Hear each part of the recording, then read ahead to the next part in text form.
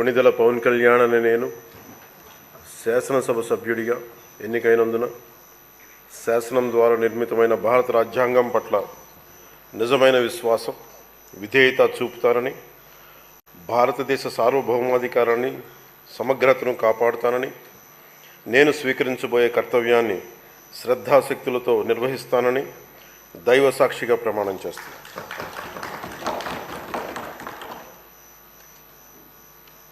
కొణిదెల పవన్ కళ్యాణ్ అనే నేను ఆంధ్రప్రదేశ్ శాసనసభ సభ్యుడైన కొణిదెల పవన్ కళ్యాణ్ అనే నేను సభా నియమాలకు కట్టుబడి ఉంటానని, వాటిని అనుసరిస్తానని, సభా మర్యాదలను పాటిస్తానని, సాంప్రదాయాలను గౌరవిస్తానని దైవ సాక్షిగా ప్రమాణం చేస్తున్నాను.